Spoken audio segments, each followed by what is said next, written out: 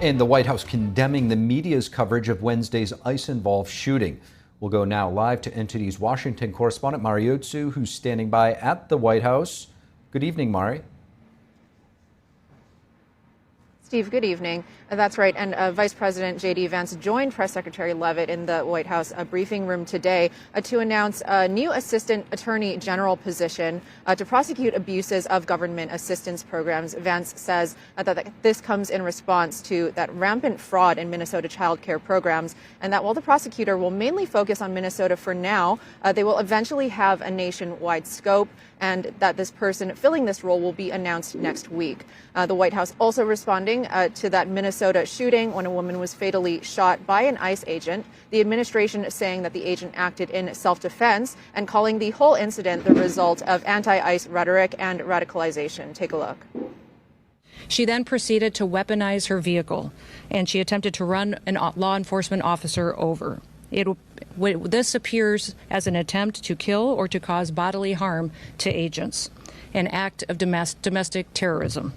DHS Secretary Noem says the woman had been stalking and impeding ICE's work throughout the day, and the White House calls the incident a result of radicalization. ICE agents repeatedly ordered her to get out of the car and to stop obstructing law enforcement, but she refused to obey their commands. The deadly incident that took place in Minnesota yesterday occurred as a result of a larger, sinister, left-wing movement that has spread across our country. Press Secretary Leavitt says ICE officers are facing a 1,200% increase in assaults, a 3,200% increase in vehicle rammings, and an 8,000% increase in death threats. And Vice President Vance condemns media coverage of the event.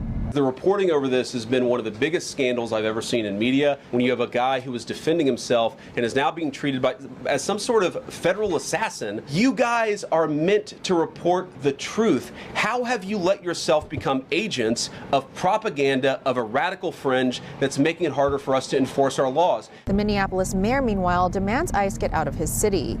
They are already trying to spin this as an action of self-defense. Having seen the video of myself, I want to tell everybody directly, that is bold. This comes as FBI Director Kash Patel says his agents are investigating the organizers and funders of anti-ICE protests for impeding law enforcement activities and endangering public safety. This is the headline. I'm just going to read it.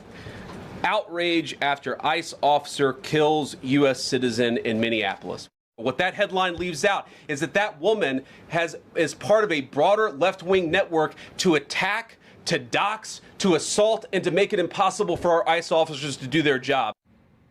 Meanwhile, President Trump announcing that he's ordering his representatives to buy $200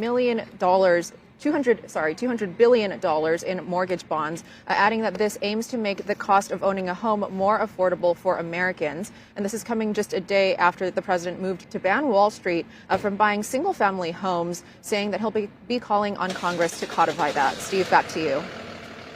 NTD's Mari Otsu live at the White House. Thank you, Mari.